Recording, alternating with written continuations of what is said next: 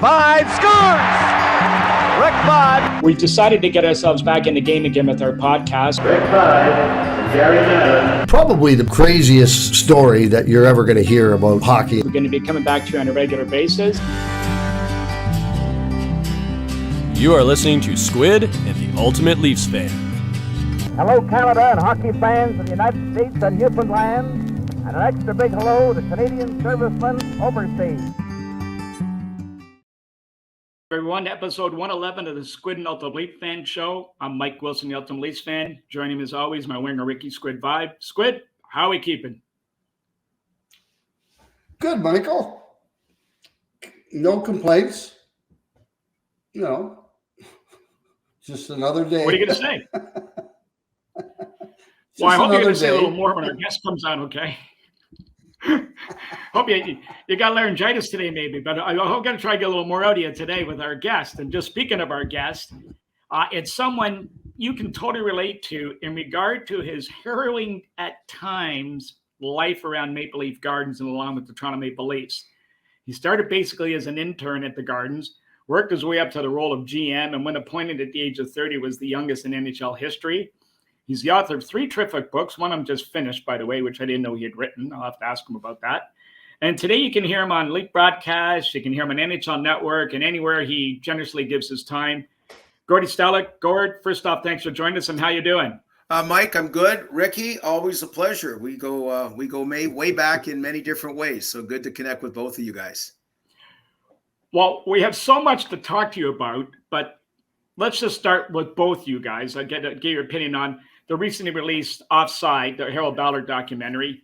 Gord, let's begin with you. When did you hear about it? What was your initial reaction to the project? Well, it's a teammate of Ricky's and Mark Osborne, of course, former Leaf. He was golfing at, I believe, Weston, somewhere he's never invited Rick nor I anyway. But and he happened to golf with Michael Geddes, who he knew a little bit. And Michael Geddes, who's in the business, Paul Pascu knows him and those guys. But just mentioned he was doing a documentary on Harold Ballard. Could not believe one had not been done.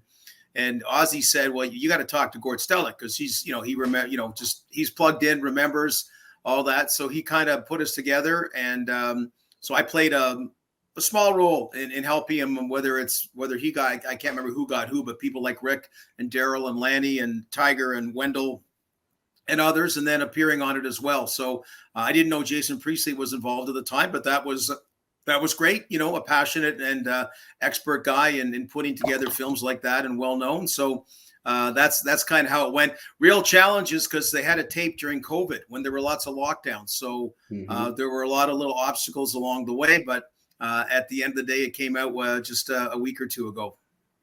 Squid, when did you hear about it? Well, I got interviewed it was way back. Gosh, it was probably about a year and a half ago or more.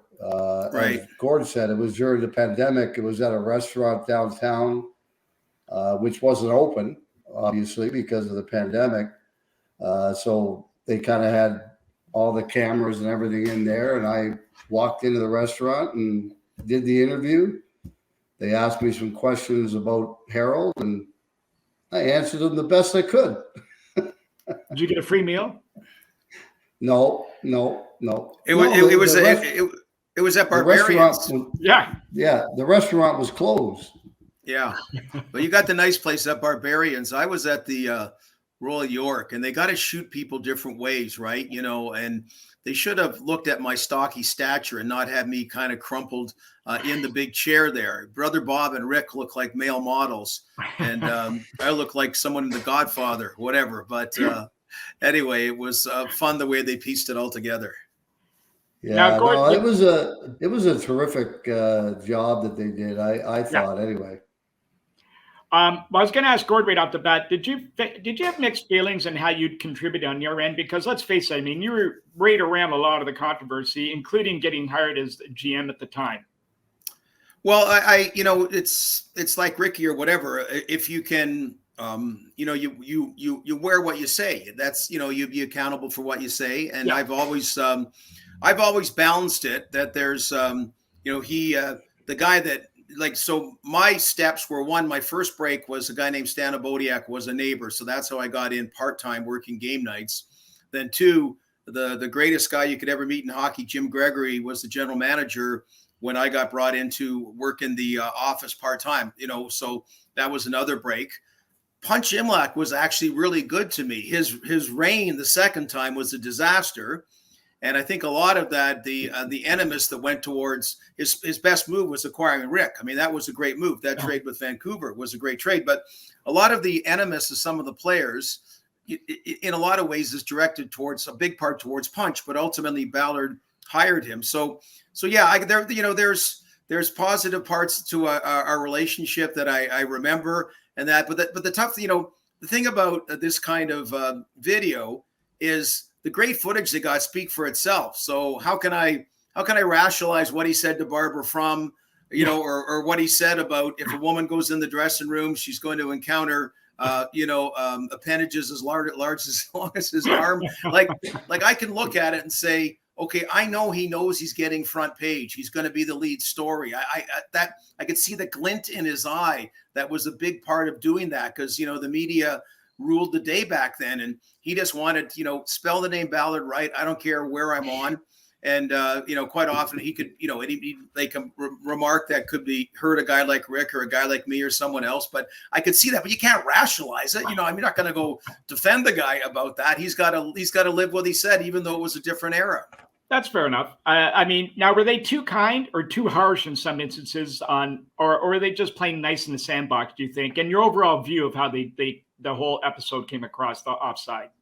I think all in all, it's fair. That's what you want to look at, fair. And, and there's a lot of people since come up with stories about, him, personal stories, which are great, but they don't make for a great documentary like that. And it's, you're not looking to, you're not looking to sensationalize it. His body of work running the Toronto Maple Leafs, there's a lot of positives I can talk about, but when he was in charge, and he look at the opportunity he gave me and he gave my brother and that, but you're hard pressed to win. And there were a lot of organizations like that. Like, back then, Ricky, when there were 21 teams, there were probably 5 or 6 like Montreal and Philadelphia and the Islanders that, just had a modern sense of how you manage and do the others were like mom and pop variety stores. They really were, the St. Louis Blues, nobody wanted to buy them. Nobody. And Harry Arness got them for $6 million in 1983. So that's the scales of economy. I mean, it was, so people can piss and moan and say, geez, we should have got, well, no, it was a mom and pop business by and large. And a lot of owners, including Mr. Ballard, kind of ran it like a mom and pop business. Great. Yeah, I think the biggest surprise for me was through that whole thing was him bringing Punch back as a general manager. I thought that was probably I don't know, maybe it was just him reaching back and hoping that Punch would be able to come in and repeat what he did in the 60s. But I thought that was kind of a bad move that he made when he did that. Although, I mean, I'm thankful because he brought me to Toronto, but at the same time, you're looking at it and you're thinking, why would he bring Punch back? Like, I don't know. I just thought that was kind of one of the moves that I thought was a bad one. Well, you see in the video there, Harold gets interviewed after they win a Stanley Cup. So, he was part of that organization that won 4 Stanley Cups in 7 years. So, now that we're older, Rick, when we're 25, 10 years seems like a long, long time. Now you go. So probably what Harold looked at, it wasn't that long when you're a guy pushing 80. And the big seller was King Clancy. King Clancy was big on, Punch Imlach had started the Buffalo Sabres, had a lot of success early on, and then had been fired. And King was very tight with Punch. And it showed that in the documentary that King was tight with Ballard. Before that, he probably was more tight with Punch. And so he pushed bringing him back, and Punch had to say, kind of what Jim Rutherford's done a softer 2023 version of in Vancouver, like skewering everything that's going on, particularly a guy like Roger Nielsen, like that's ridiculous. The guy was innovative ahead of his time. So there's no question. And again, Punch Imlach was very good to me starting out, but yes, as far as the product on the ice, his best time his best due date probably had expired, but certainly under Harold Ballard, he wasn't going to get that chance. Yeah. Well, And then after Punch, of course, Jerry came in. And, I've talked about this with a lot of people. They asked me a lot of questions about back then and everything. And I thought we drafted pretty good. But I always thought that a lot of those guys were brought in way, way too early, like at 18 years old. You look at Jim Benning, probably had the body and the mind of a 15-year-old when he, got drafted, and probably should have went back to junior for a couple of years. There was a lot of guys back then that were brought in, I thought, way too early. The only guy I think that was ready to play as an 18-year-old when I was there was Wendell. Yeah, and I think Wendell actually was had a later birthday, so it'd have been 19. But I'm splitting hairs here. But particularly with Jim Benning and Al Iafrate in particular, Ricky, you're 100% right. That now that I have a son that's 19, I understand what it is. And as a matter of fact, the first draft I was involved, the Jim Benning, or I guess it was the second one, so 1981, right up till the night before the draft. We were looking at taking either James Patrick or Jimmy Benning, and James Patrick remained firm that he was going to go to University of North Dakota for a couple of years, and Jim Benning was willing to come. So that's which is ridiculous. Like, Jim Patrick got drafted, I think 3 spots later by the New York Rangers, and yeah, Punch wanted him out. I don't know why, as an 18-year-old, and I always remember, Ricky, as you would, and I don't know if Mike, have you ever met him? And Jim certainly has matured along the way and he was an outstanding scout, and he did a solid job in a tough spot in Vancouver. He looked like he'd landed on the planet Mars. Like he looked like here he is. He would sit there and he'd watch the Toronto Marley junior team practice about 4:00 in the afternoon. And I remember Jimmy Benning would be there with his Portland Winterhawks leather jacket, watching practice. He had nowhere to go, and actually probably show why he was a student of the game, had success later. Al Iafrate, man, he was like, and what a wonderful guy Al is now. But he was like welcome back Cotter. He was a sweat hog. He should have just, been a goofball and enjoyed being in Belleville or wherever, if they traded his rights somewhere else, and, killed it in the OHL for a couple of years and been allowed to, have a kind of a fun childhood and not be, that was a big mistake by our organization back then, rushing a couple of them. And we weren't alone about not putting the proper resources to develop them properly, which is commonplace nowadays, but a lot of organizations, including ours, didn't have to the fullest back then. Well, it's funny you mentioned that, because we haven't had Jimmy on the broadcast yet, but we had Al, and any of those young guys, along with Rick is saying, they all agreed they should have gone back. Yeah. And especially Iafrate. He had played something like 35 midget AAA games, the Olympics, and then he's drafted by the Leafs and he's in the NHL. Yeah, he played about like 10 games at Belleville after the the Olympics. And it's funny, he said when he was in high school, what was it like? The teacher said to him, or the principal said, like he was doing terrible, or he just didn't show up. And the guy said, okay, if as long as you show up and you promise you're not going to go to university, I'll pass you. So, that was it. And then he had that 84 Olympics, which wasn't Miracle on Ice. It wasn't a positive experience for the Americans. And then he only had about a dozen games when he came back with Belleville. Yeah, totally. Well, he told me himself that he should have went back to Belleville for, he said, at least 2 more years. He said I would have became the player that I did a lot earlier in my career. Now, Ricky, you were a 19-year-old. You were part of the Baby Bulls, right? So, so what made that work for you and for those guys? Because by and large, I mean, whether I'm trying to get them all, I'm trying to remember Pat Riggin, what was Ramage one of them, and anyway, Michel Goulet and all those, Craig Hartsburg, yeah. So, but that worked. Was it because there was less pressure in a place like Birmingham, or Well, I think that was part of it. But we were treated very, very well too. I mean, they looked after us pretty good, and Brophy, of course, was our coach, and Brof well, and or knew him well as I did.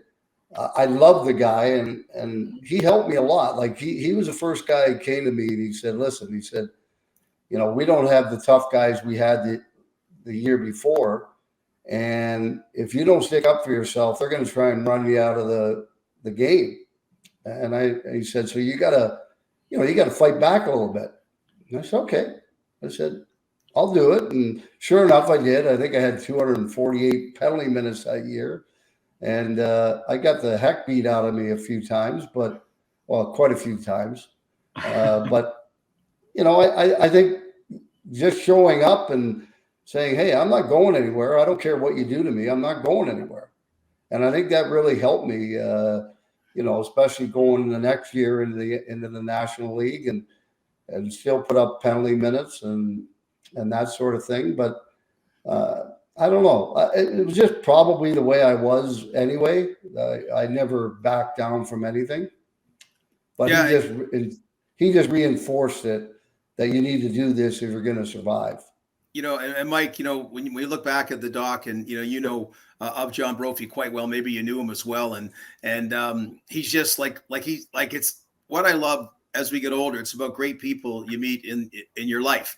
And John Brophy's one of them. And John Brophy's a real smart guy. He way smarter than think. But the thing is, he wanted to coach, like he would murder someone if it meant staying in the NHL, but he couldn't convey that, nor would 20 players agree with that. Like he didn't understand why Russ Courtnall, wouldn't understand how good he's got and why, whatever. And that's just one example, or anybody. And, that's the thing. He was in over his head, and people could argue maybe I was too, but he was in over his head as a coach. But, man, he was so passionate. He loved it. And he was just a great, great guy. You really wanted to see it succeed, but he would always resort back to slap shot hockey. Like when he's talking to Ricky about it, it was still a big part of the game in the 70s, right? Yep. And then in the late 80s now, things had changed, and that was his go-to, that all of a sudden when things went off the rails a bit, the shit always hit the fan, and he would be part of it in a different way.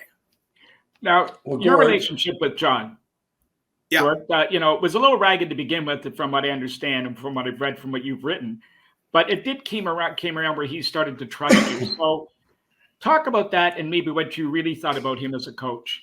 Oh, I know. My relationship with Brof was aces. It was aces. No, it was always good. He came in as an assistant coach. Yeah. I don't know how he came in. I think Floyd Smith brought him in, and then he and Floyd ended up detesting each other. I don't know, whatever. But he just appeared. I think Floyd brought him in because he didn't want Dan Maloney to be able to hire one of his buddies, because Floyd was pissed that when he was coach in 79, 80 for a bit, like Maloney, and I think McKechnie might have been the guy he was thinking, Walt McKechnie being an assistant. But anyway, so Brof was involved, and then he went down to St. Catharines, and Harold fell in love with him, and Brof became the guy. So when I became general manager, I understood that I was inheriting John Brophy as coach, and he wouldn't have been my choice as coach, but I understood that.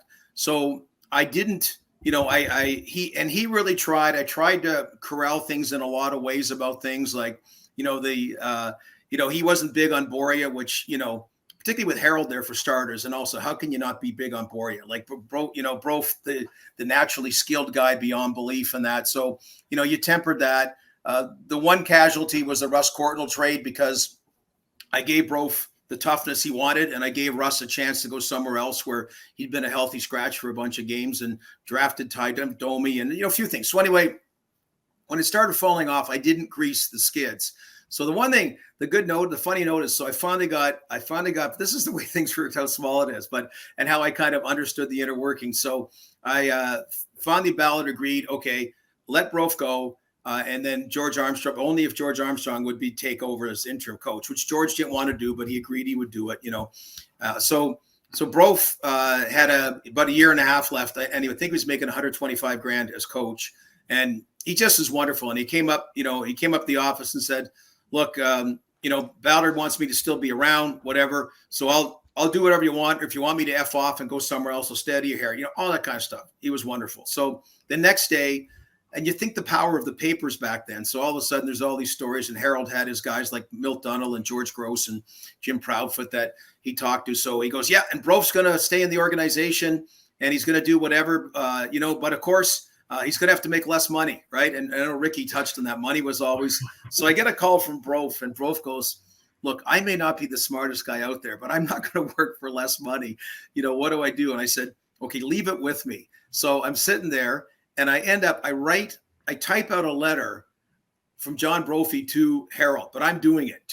I knew how to, all the touchstones, just hitting all the things about how much he enjoyed working for the Maple Leafs, the love, the passion, the great opportunity, how well he was treated.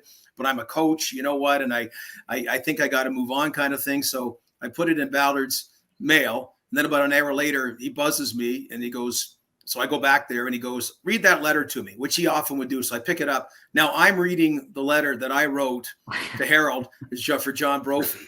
So he goes, well, I guess that's the end of Brof then. And so he goes, get Crump down here. So I get Don Crump down, the controller, and he says, what do we owe him? And Crump says, well, okay, about 175, but if you present value it, and Harold said, no, don't present value it. Just cut him a check and wish him all the best. So I phone Brof back. I go, Brof, come on down in an hour. He comes down. He gets to say goodbye to Harold. He's got a check for $175,000. He leaves. And he goes on and coaches again in South Carolina for a while. And that's where I talk about thinking on your feet when you're around Harold Ballard. So the Brof, the Brof thing ended on a real positive. And I said, even though we were we respected each other as people.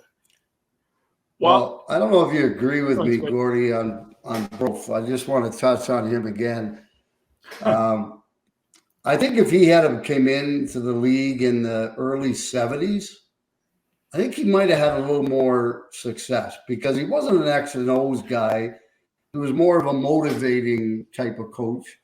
And all he wanted was 100% from his players, whatever style he played. But of course, in the early 70s, mid 70s, with the Broad Street Bullies and everything, I think he would have been a lot more successful. Oh, no question. But I'll tell you, as you know, now you were kind of gone by then too to Chicago, but in the late 80s, you have video set up and all that. Mm-hmm. And he every day he'd be watching the movie Platoon, right? So that'd be like you go into Bro's office, so that war movie Platoon would be on. So, that's kind of the, anyway, it's so Roger Nielsen was ahead of his time. And then Bro 10 years later is kind of behind his time. It's behind his time. Yeah. Never the right time. Never the right time. Now you briefly touched on Harold and, dealing with Harold and how you made things work and being there as long as you were. We'll get you maybe to touch on that a little bit, how you grew throughout the organization. But in your book, Hockey, Heartaches, and How, you speak of his office being almost, I'm paraphrasing a little bit here, an intimidating environment.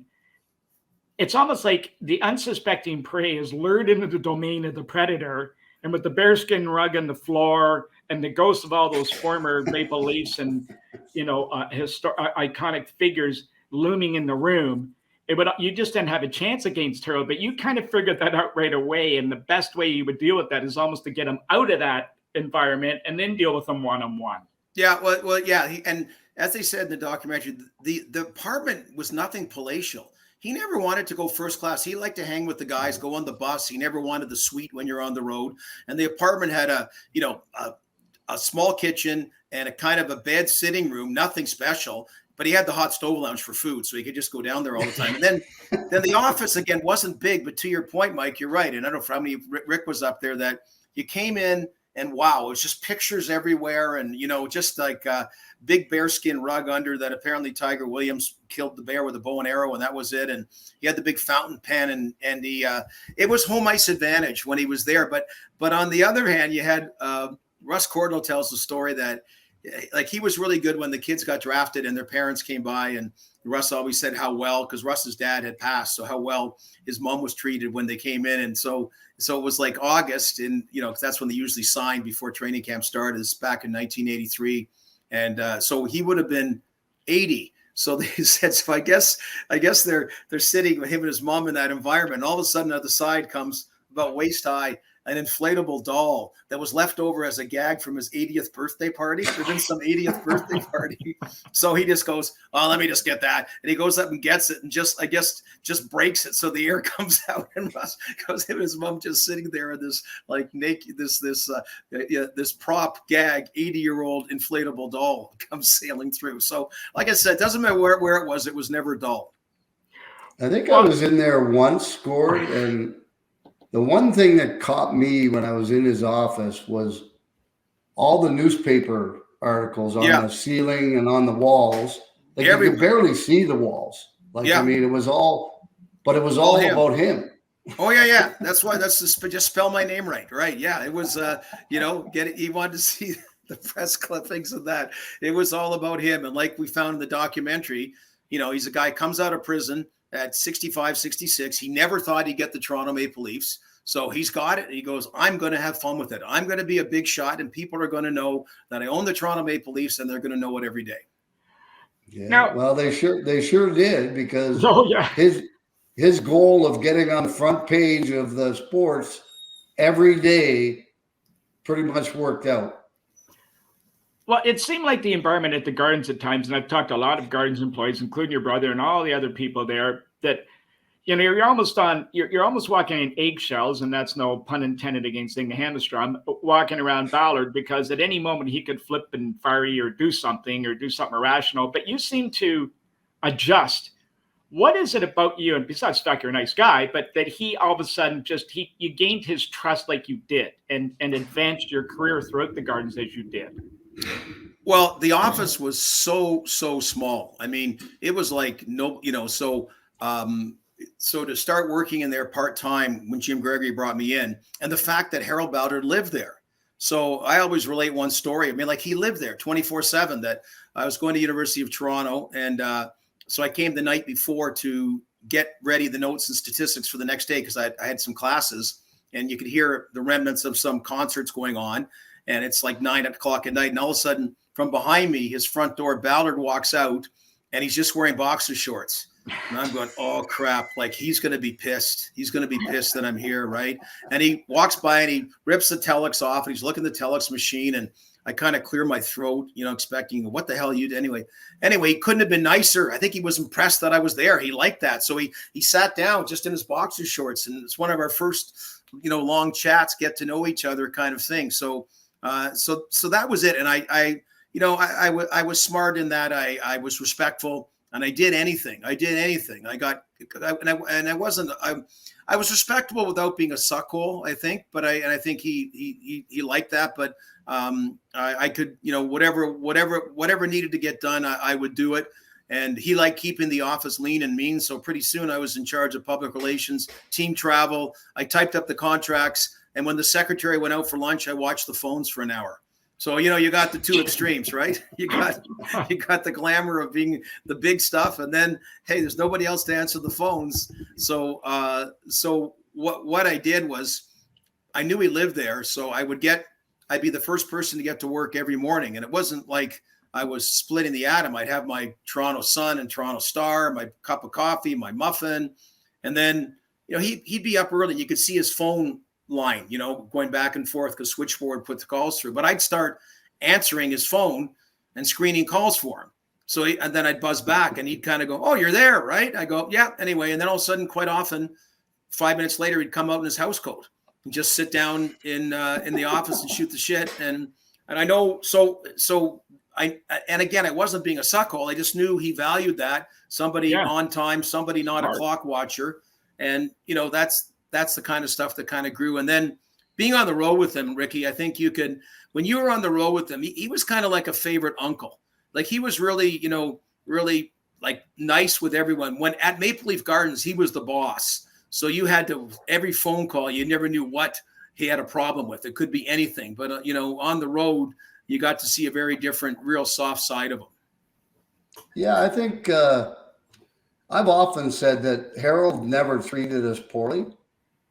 He just didn't pay us enough, probably. Yeah, And he said some outrageous stuff in the press and that sort of thing, but he never treated us poorly. We stayed in the best hotels wherever we were on the road. I do remember the one time when, King Clancy, I think, kept them pretty much in line for the most part when he was alive. And then when he passed, things kind of changed quite a bit. But I remember we were on a charter on Air Ontario, the little prop planes, and the flight attendant come by with a wicker basket full of chocolate bars. And King said that the other old guy behind me can't have any. He's a diabetic. Well, she went up to Harold. He put his paw in, grabbed about 4 bars. She slapped his hand, and he canceled the charters the next day for the rest of the season. Yeah. And I don't think he realized it, but that was a year that Inachek, Freischer, Juris, all those guys were kind of relatively new. So we didn't hang out because we chartered all the time. So the second half, we flew commercial. We went out all the time together and got to trust one another, know one another more. And we were like the fourth or fifth best team in the league in the second half. I don't think Harold even noticed that. No, you know what? I kind of forgot that part of it because, Ricky, that's an interesting sideline to it because I was the travel guy. It made my life hell that all of a sudden from canceling charters to be whatever, and, you know, you have to go Continental Airs, U.S. Air. And then I remember he got in one of the commercial flights. I'm not going to name the flight company, but whatever it was, he got pissed at the flight attendant again. So we have our itinerary for the week, and so he goes, we're not going to go in this effing airline. And so we have you, like, say whatever the airline scheduled for 3 days later, and Guy Kinnear's holding up going, Gordy, wrong. So I got to find another. So yeah, we had that, and we didn't do the whole second half. We did go back to chartering eventually, but yes, his point was this person showed him up, and she was a flight attendant, man. And I'm sure she lost her job. And the guy from Air Ontario, holy mackerel, we're talking back and forth all the time. And we're taking planes, trains, and automobiles. I expected to see John Candy and Steve Martin on some of our flights there. But that was the kind of thing, whatever amount of business, just because, you got a very good memory of that one, Ricky. Now, the other thing about unglamorizing the life you had living around the Guards and what you were doing, you tell one funny story. You've got lots of funny stories. The one story you told me that got me was, and I hope you can remember this one, the Leafs were in a bad slump. You were in the press box, and Ballard had a direct line to you all the time. You were on call, and the fans were booing. They were throwing jerseys on the ice, and all of a sudden the phone rings, and he wants you down. You're thinking, who's he want me to trade? Like, I got to blow him out, this out, what's happening? And you opened the door to the bunker, and he gave you a different greeting.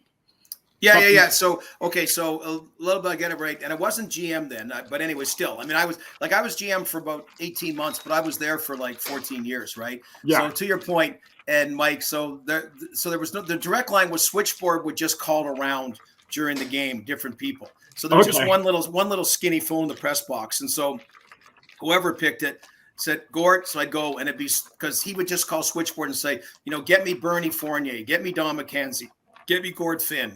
These are, so anyway, Gord, and I remember the voice, Gordy, call Mr. Ballard. Okay, great. So I can look down, he's in the bunker. I'm standing, the extension number was 291. So I hit 291, and you see him go, and he's got that big voice, hello. And I go, hey, Mr. Ballard, it's Gord. You want to talk to me? And he goes, yeah. I mean, we're losing. It's not the one where they're not throwing sweaters on the ice, but we're losing like 8-1 to Boston. And he goes, what the fuck is the organist playing? I gotta go. I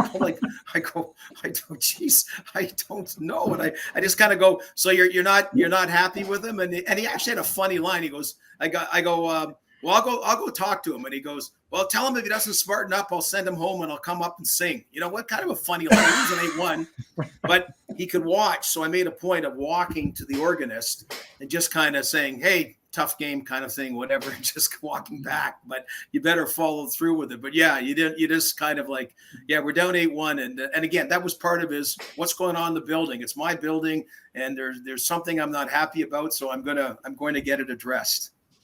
It's funny when I mentioned that he treated us well, and there was one really funny moment.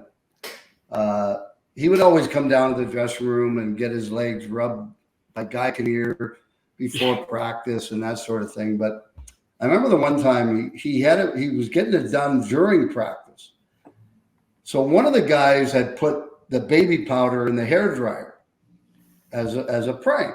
All right. Well, yeah. We're walking out into the dressing room after practice, and here's Harold coming out of the shower, and we're all like, oh. Sure enough, he picked that hairdryer, baby powder all over him. He just started howling. He said, who did that? That was unbelievable. I would never have thought of that.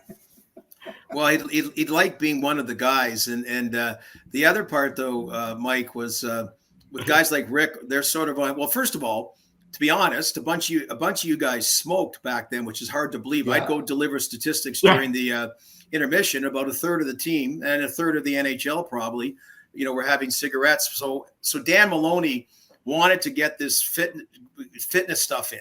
And so he paid for this fitness stuff. I mean, it was pretty rudimentary because we didn't have a lot of space, but he put it in through I think the Fitness Institute. Like, I remember Harold was funny. We'd be on the bus sometime and he'd see a jogger and he'd go, ask that guy to do an honest day's work, right? Like, it just was a foreign thing. So anyway, I can't remember whatever money it was that was owed to them, but because they were providing services and things weren't going well. It might have been the year we came dead last and got Wendell first overall. So he's not sold on it, not liking it. Well, poor Danny Maloney, he's like, Harold was always good for the deal, but if he was pissed and he thinks he got screwed, he would stretch it out a bit. So say it was $25,000, whatever the amount, or 15, I don't know. But, so finally Dan talked to Don Crump, that's the controller's secretary, said, okay, she gave him the check and he went in and got it. He's the coach of the Leafs and goes in, gets it signed by Ballard. And Ballard had this big fountain pen, so he'd sign his name. He had a great signature. But from time to time, he'd write on the face of the check, because you got to cash the check, right? Yeah. And this particularly, Maloney comes out and goes, look, so he wrote, thanks for nothing. So Dan's got to go back to the fitness people with their money, which they're going to be happy to see. But Harold's point that he felt it was nothing, thanks for nothing. So that was another, he would do that the odd time. Well, who was the guy, Gordy, that we had at training camp, the military guy? What was his name? He used to put us with the blocks. We'd do push-ups and all that. Yeah. So Mike, it was a guy. He was a great wrestling referee named Freddie Atkins. That's right? What it was. Yeah. And that, I don't know if that was Harold who got him in. He'd sort of been around forever, and and everyone just busted. Like Freddie was God, and he set the record for Grecian formula, holding mackerel. Freddie, God love him for trying, but I knew him as a legendary wrestler. But you're right, he was, and I think he might have still been there when Roger was there. So here you had the most innovative coach going, and you had good old Freddie Atkins. So I don't know if that was a Harold connection or not. But once Harold would probably have liked him, so Freddie's job would have been secure for a bit as long as Harold was around. I remember one time, so some of the guys went to the strip club, and they ended up getting a couple of strippers to come in. And of course, they had their clothes, not much clothes on, but a little bit. And we were stretching, and they were kind of standing there stretching and everything. And then Fred walks in and goes, "What the hell's going on here?" He goes, "Well, we're just getting ready for you, Fred." He goes, "Get them ladies out of here." Now, Gord, a story your brother Bob can probably tell better, but maybe you know this one, I'm sure, is the day he was hired by Harold was the day that Wendell Clark was drafted, but it also got you indirectly a raise. That I think is a kind of a funny story. Well, again, Harold really liked me. He hadn't met Bob very often, and he just met, and he goes, "Was your brother interested in being involved in the PR?" And Bob at that particular point was working with Jim Gregory at NHL Central Scouting. So yeah, perfect, kind of thing. And so for about 8 months, I had to kind of do everything while Bob finished up his commitment to Central Scouting, which was going to end at the 85 draft. Cause that's, so he wanted his commitment to Jim Gregory there and that. So meanwhile, Bob kept saying, "Geez, I want to talk to, Ballard sometime." Ballard's at the cottage. So finally comes to the draft table just that day to go there and back. And Ballard's pumped because we drafted Wendell, and you had the picture earlier. We took Kenny Spangler in the second round. And then after that, Harold's going to go back to the cottage. So he goes, "I want to tell your brother to come over now." So Bob's at the Central Scouting table. So he comes to our table, and Wendell's sitting there and Ken Spangler. And I had told Bob, I was making a cool 20 grand at the time, whatever, but there were good benefits I had accrued along the way. And I just said, you only get one shot at it. So Harold was just in a great mood. So I said, you got to exaggerate what you're making. Okay. So he gave an inflated figure of what he was making at NHL Central Scouting. I think he was making 23, but he said he was making 28. So Harold gave him 27. So right off, he's making $7,000 more than I am. And then, and I've been there longer. And then he goes, well, and you get all the benefits your brother did. Like, holy mackerel, he gets tickets, he gets parking, like stuff people have died. You got to fight tooth and nail to get that stuff. You get, So anyway, after that, I got Jerry McNamara got it that I got a $7,000 raise, but which was fine. But I was doing okay. We found other ways to take care of ourselves back then.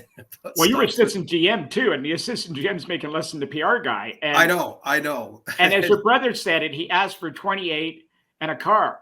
And he said, you're getting 27. And then you got the raise, and he goes, you're not getting that goddamn car now. We got the car. He had to pay you.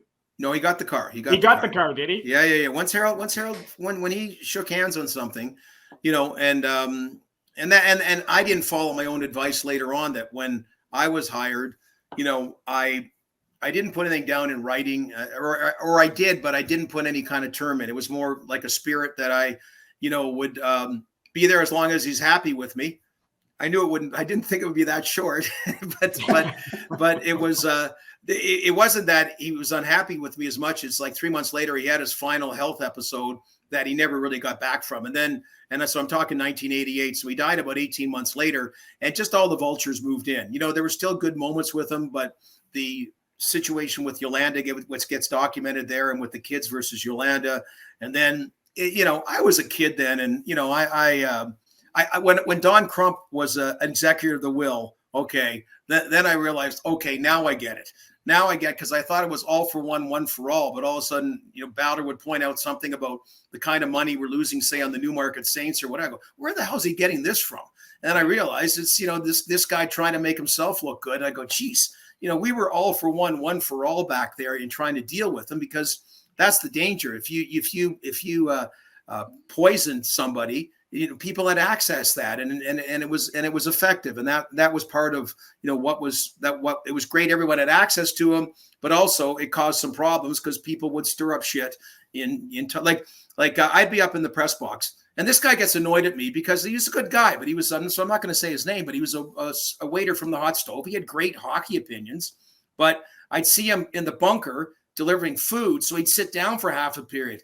And I go, oh, crap, because he talk hockey. And after Bowder would bring that up, like, geez, that guy's too old and he makes too much money. I go, for the guy just deliver the food, enjoy the game, and not understand that, like his opinions they cause problems because, he takes that from whoever he talks to in the building. So a couple of questions here for you, Gord. What was going through your mind? Well, first off, let's look at it this way. As a kid growing up, Maple Leaf fan, we're all diehards, Toronto guys. You're in the Mecca of Hockey Kingdom, working at the Gardens. So first off, you're looking at this circus going around. You got to be thinking, if only people knew what was really going on in here behind the scenes. And number two, knowing what you knew from Ballard about Jerry McNamara and watching the way guys like Roger Nielsen before you, or just at the end of you, Gregory, and all these guys were being treated and handled. How was your psyche going through all of this? Well, it was a constant learning thing, and it was a pleasant atmosphere. So that's the thing. So there's the thing about being a circus is it just was all public. Like you get now, say Larry Tannenbaum, who I do not think runs a circus, but just a regular owner of anything now would say, look, I don't want anything in the print. Okay. Everybody wants in the print and whatever to be depicted as a solid leader, and behind the scenes, they could be tyrants, could be whatever. And he was kind of the opposite that way. That, I remember once when I was GM, he sat down and we have a good chat, and then he leaves. I look at the newspaper and he skewered me in the paper, like Stellick, whatever. Like I go, Jesus, I'd rather you skewer me here than that. So you had to learn all those kind of things. So in dealing with Jerry, Jerry didn't expect to get the job either. And so it was a great learning thing for me because I was a good administrator and that wasn't Jerry's strength initially. So, I was able to grow in that regard. And there were a lot of great people, and but I was around, and game night was so special till I don't care what, I don't care who owns the team. And I'm sorry, more special at Maple Leaf Gardens than Scotiabank Arena. Like that's not an hockey game. It's still special, but it was just, man, it was just wonderful. It was like, wow, what a treasure to be a part of that. And then,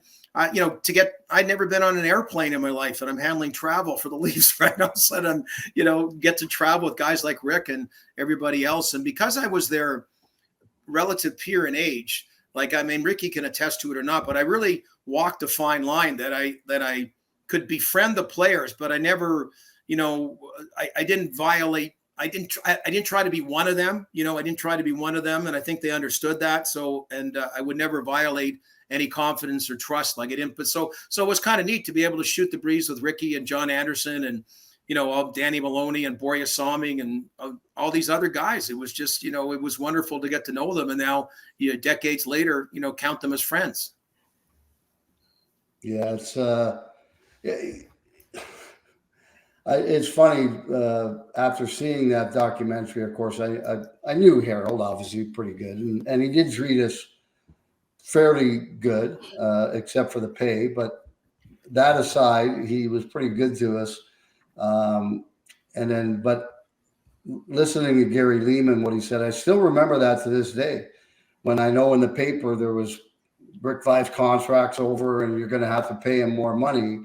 And he did. He turned around to me when we were going up the stairs onto the plane and said, "If you think you're going to get another dime out of me, you're crazy." See, but that's a great example, Rick, because that's something that reasonably, and Jimmy Gregory was the best at it, would have been articulated with it and something would have got worked out. Now, again, you wouldn't be at the top end as a team would be, but those kind of comments hurt, right? And those kind of comments, and just again, that's why I'm baffled about the treatment by Jim Rutherford or Bruce Boudreau in 2023, because it's those comments really are a shot. And like you said, even though and also Ricky, he always said it's not personal, but it is. Like he could do that game. He could not take things personally, although he did it, because if you crossed him, right, you were screwed. But he would say, don't worry about it. Who cares? And then he would say time to time, I don't mind. Just tell him I'm a big jerk, whatever. And blame me and whatever. He didn't mind that stuff. But for people, and I had the same thing, it would be, even though you got treated well internally, that's kind of a biting comment, even though he's saying it to get headlines and get front line. But, like here's Rick Vaive just kicking ass as a Toronto Maple Leaf. When you hear that, that doesn't make you feel too good. No, it certainly doesn't. But at the time, I was still relatively young, and I'm thinking, hey, I'm playing in the NHL. I'm doing pretty darn good.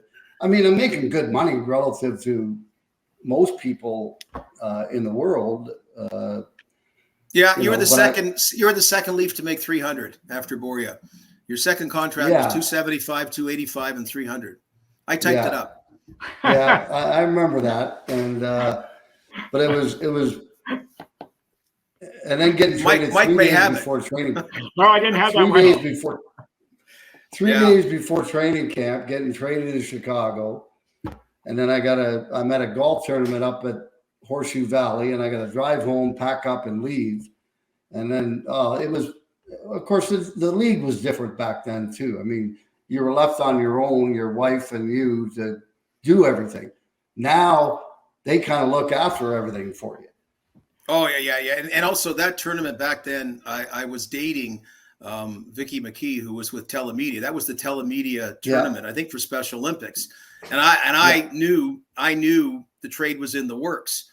And, and I was going to recommend you and Steve Thomas, not like to her, there's no point them going kind of thing. Well, then it didn't happen, except the proviso was she had to call me every half hour because there are no cell phones. So we get a hold of you. And she was pissed, man. She was not happy about this. So, I acquiesced. I'm sorry about that. I hope you had a good day up till you were traded. My recommendation. But even then, I think Jerry probably wouldn't have gone, because you really can't tell someone. At least back then. Nowadays they have a call and they bring in the agents and central registry. So, back then till it actually happened, even though I knew it wasn't going to be a fun ending, probably, even though moving on ended up being great in many ways, but just it wasn't going to be a fun ending to the day. That kind of unexpected part. Sorry. No, absolutely. And but like you said, though, like there was 4 or 5 teams that ran their team very, very well. And then the rest were the same as Toronto, pretty much.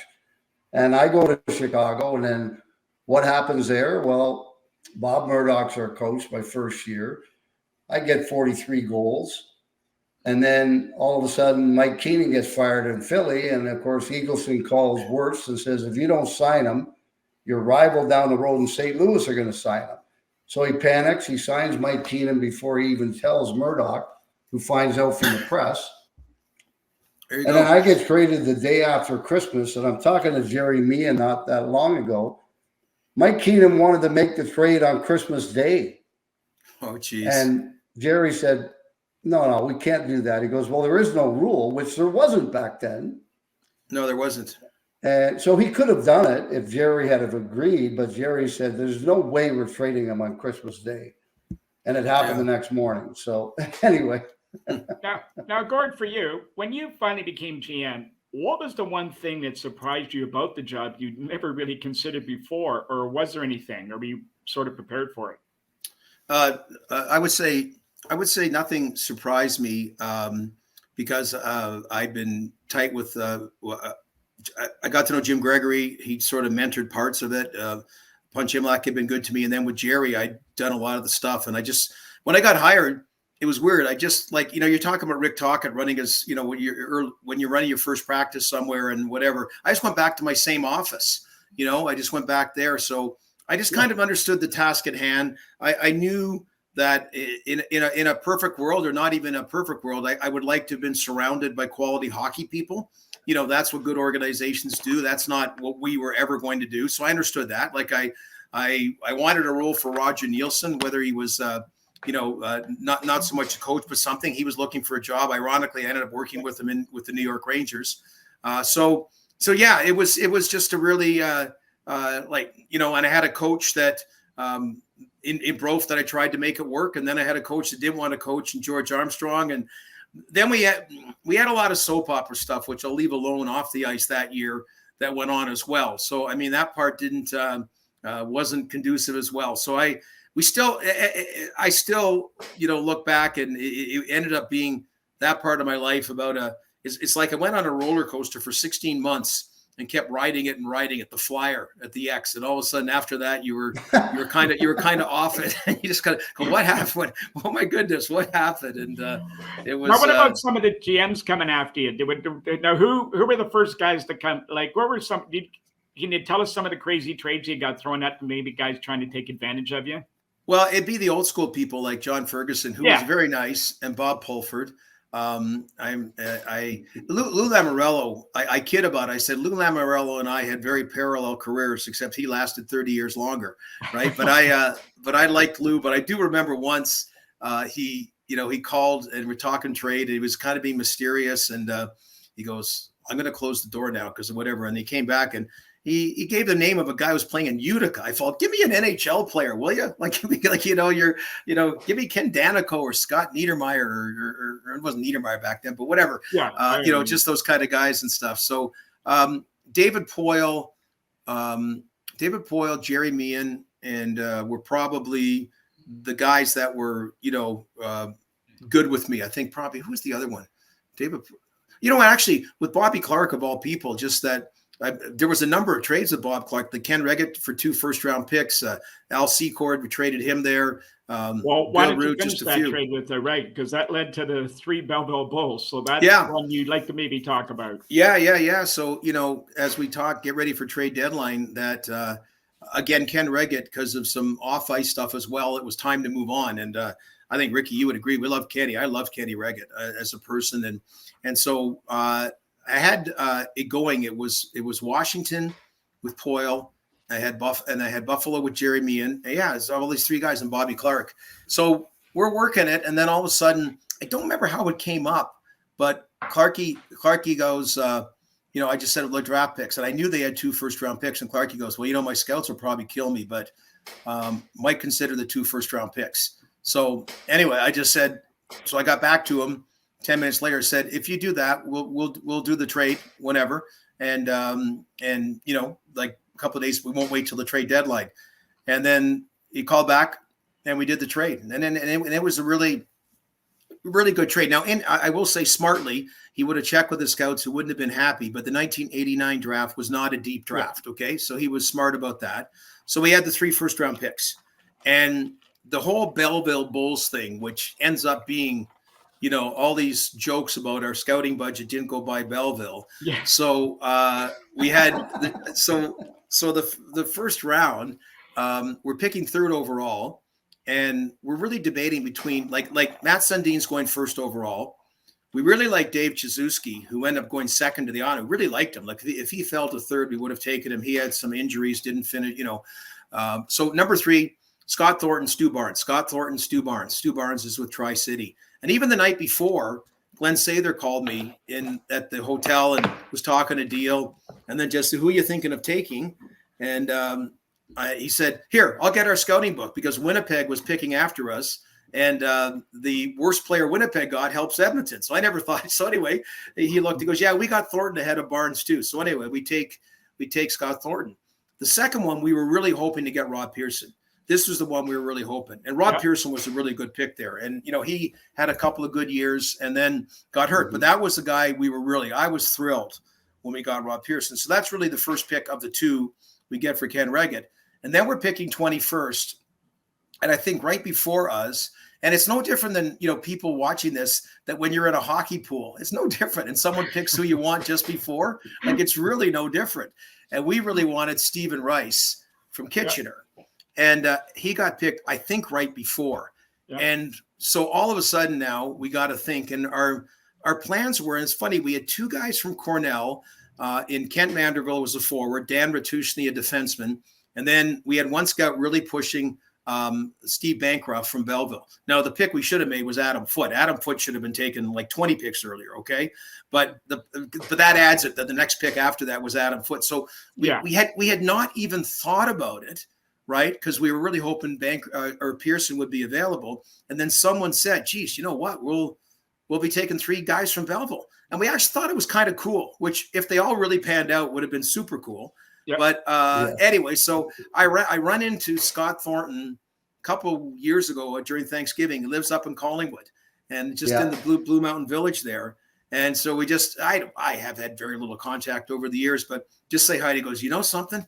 You know what I hear all the time? It's about the 3 Belleville Bulls. He goes, it's the legacy that keeps getting brought up decades later. So that was the anatomy of a trade and a draft. And you know what?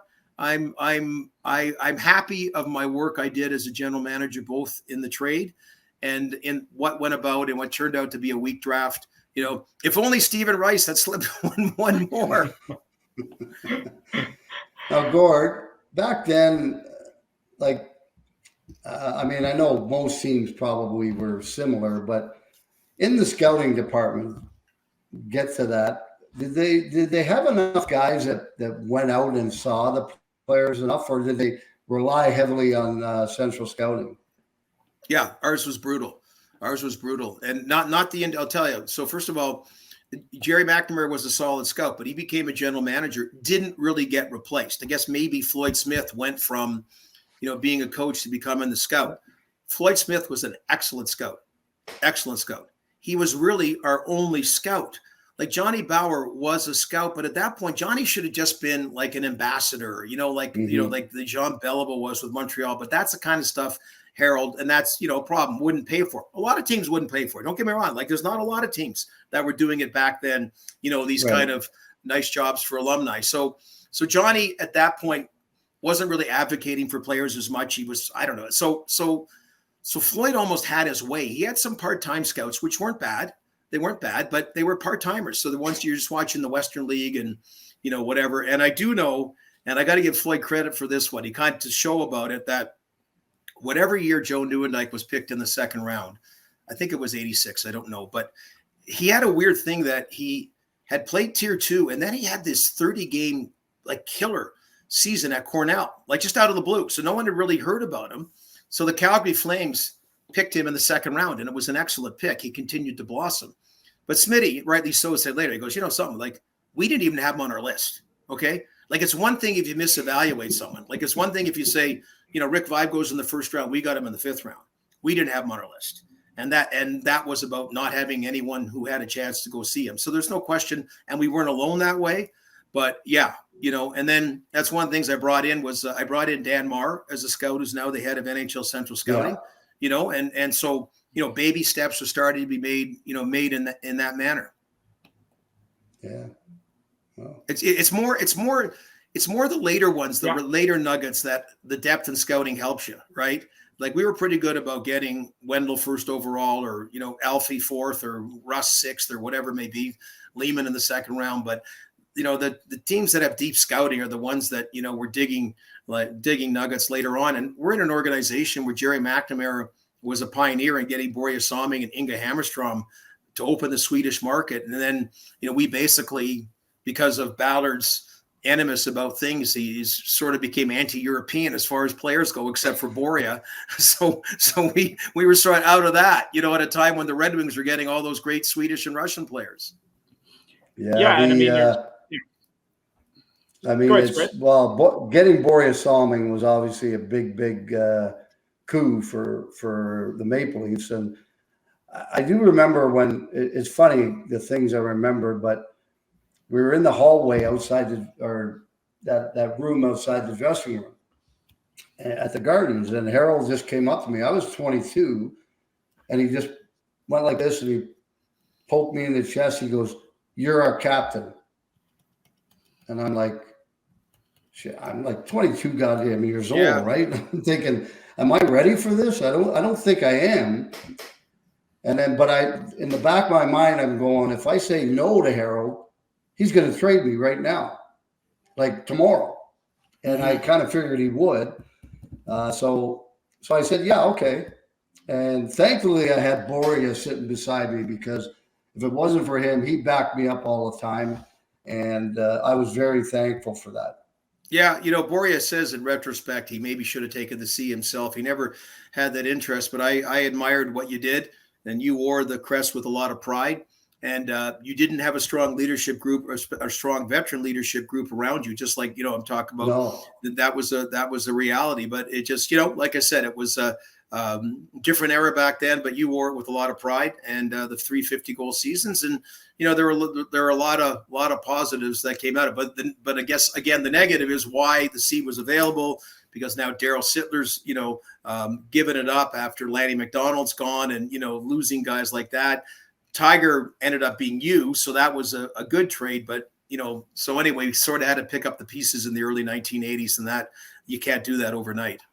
Gord, I know you're tired of hearing this, and I'm tired of hearing it too. But the trade you've always been known for is the Russ Courtnall trade, and I don't want to get into that from that standpoint.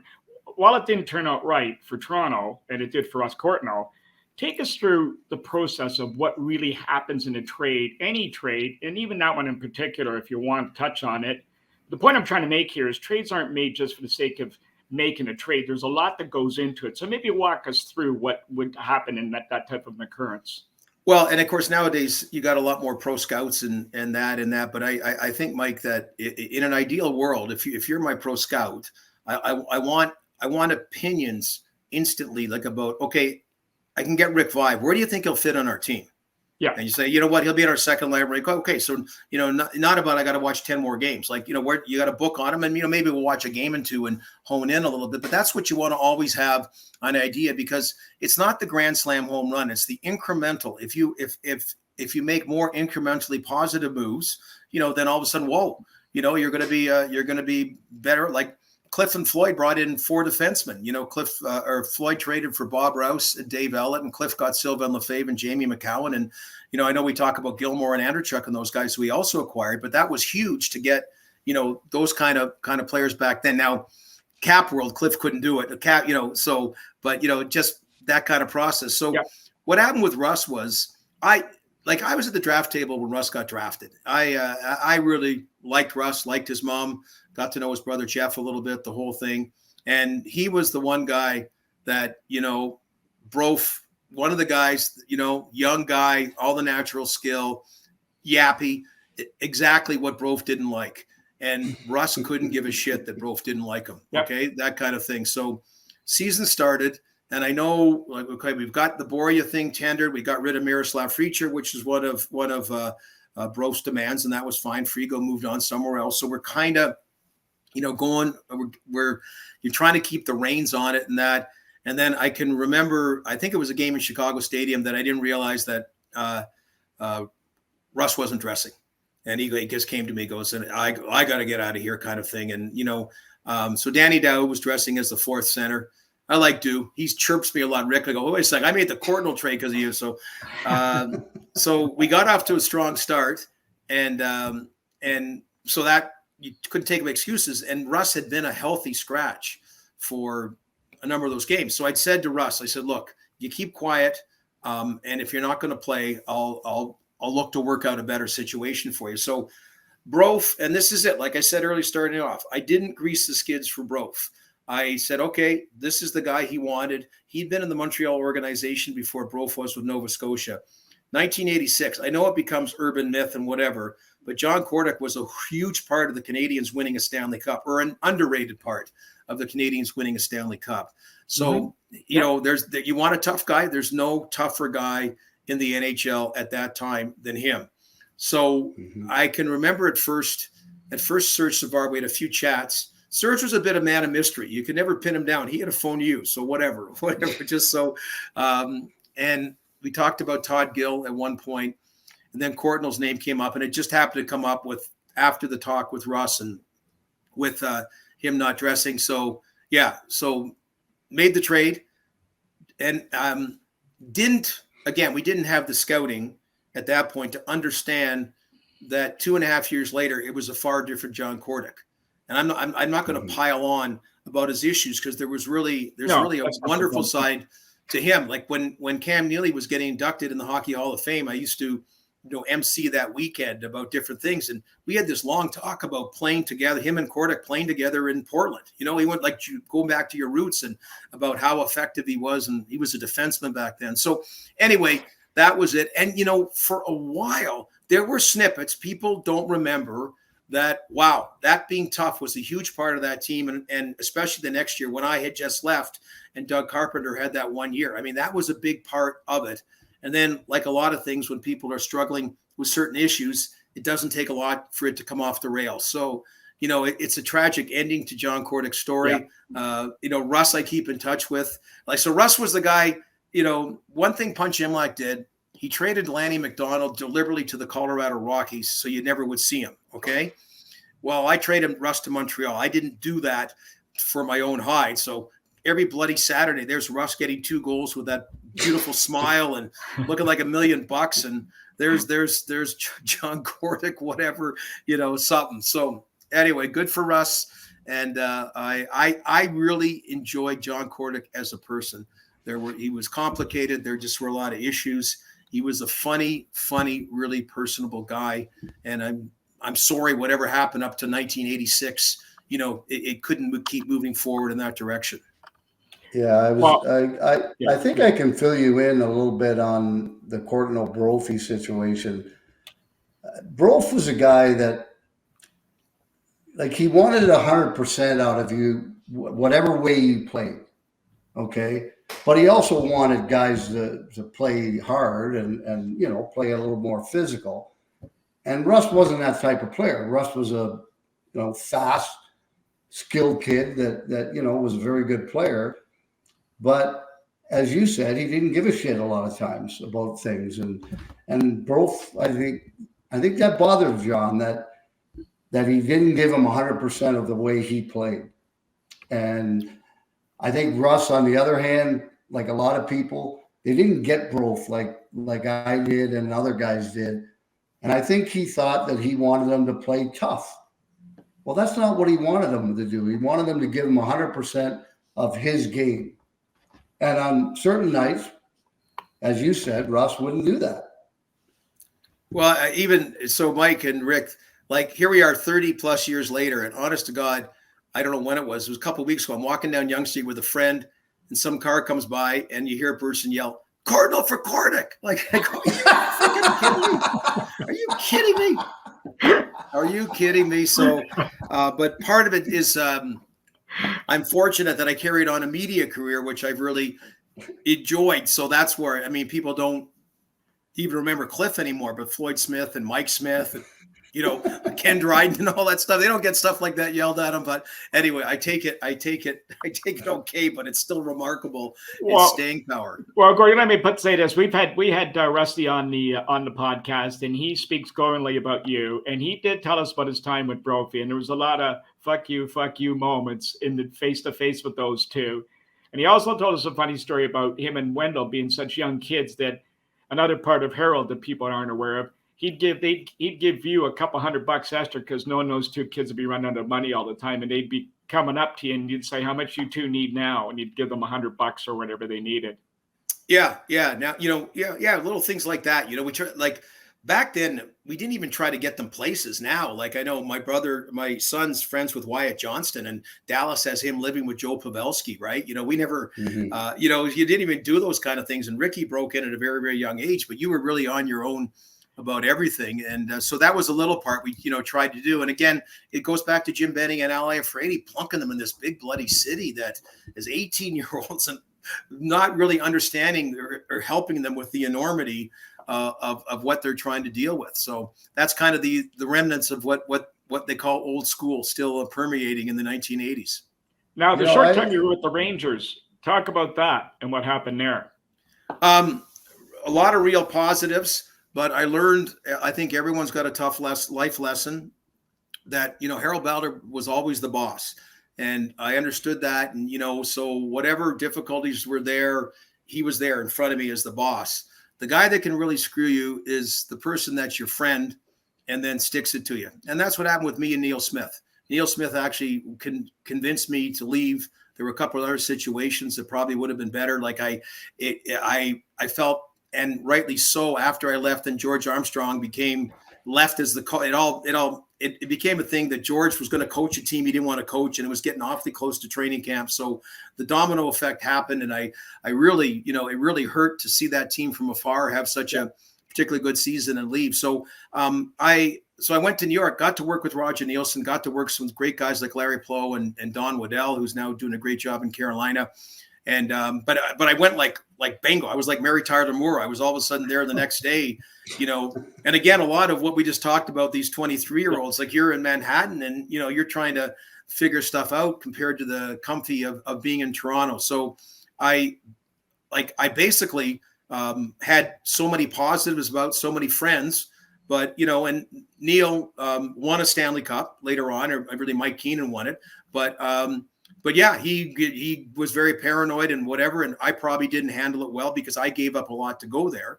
So I got I used the word rinsed. I got rinsed, and it was quite a lesson. And then when they tried to screw me on my contract, so a guy who acted for me, Bob Goodenow, became head of the NHL Players Association. So yeah. I was all of a sudden this militant guy, which I'm not, right? So it ended up that it wasn't like more management jobs were coming because of that experience. And then the broadcasting side opened up. So, which I love doing. That's what I dreamt of as a kid. So yeah. I kind of went there, but hey, everyone's got their story. Neil's had a lot of hardship lately in a personal sense. I've run into him since and, many, many times, but that really was it. I figured out how to work, Harold, and figured it out. And then all of a sudden I got a guy like Neil, when he puts the screws to you, and then you're in a corporate environment where it is like now in MLSE, but you don't wear as much jewelry as, and it was a whole different thing. So it ends up being a great life experience. It's a professional setback in some ways at the time, but like anybody, it's up to all of us to, bounce back from that and figure something else out. Squid, we got a couple minutes left. Gord, we've had so much time with you. We got just get a couple final thoughts. Squid? No, I mean, I just wish that I hadn't been traded out of Toronto. I mean, I loved it in Toronto. My wife loved it in Toronto. Loved playing at the Gardens. And, then seeing the team, 4 or 5 years after I was gone, having success. I wish I had stayed around and maybe been part of that, So, I mean, hey, you look back and a lot of things happen, as Gord just said, his time in New York and that, and shit happens, and you have to kind of move on and forget about it. But I agree, like with Rick, in that because we struggled through some tough days on and off the ice, it would have been sweet to have been there. But you figure out other victories, and like it's funny, like Cliff Fletcher, he owned the town, and people don't even. I love Cliff, but people don't even really know who he is, right? He's still part of the organization, and that as time moves on. But I just look, it's and Mike and reminiscing and with the Ballard documentary, it's and what Rick's alluding to. And too, Mike, because you have kind of the sanctum or inner sanctum, all that great quality stuff. That it's magical. Like it's Brian Burke said, it's the cathedral. It's Maple Leaf Gardens, and nothing compares. I don't care. Nothing compares. Whatever about it. Just every time I drove the car, I got to park beside the building and whatever. Holy crap! This is Maple Leaf Gardens. So Ricky got to play there. Yeah. And so that part's neat. So it's one we're very fortunate to have that opportunity. Yeah. I was going to say to you that, by the way, Kent Manderville ended up being a Maple Leaf, if you recall. Yeah, he came in the Doug Gilmour trade. Yeah, that's right. Now, just in conclusion here, you've touched on it briefly, but if you had to summarize your time at the Gardens, how would you describe it? And what would you do differently, if anything? So, well, just like, my dad's a TV repairman. Our dad is, who's not a hockey fan, right? So it was a series of like lucky events. And then the dumbest thing was I could type 70 words a minute back when nobody could type.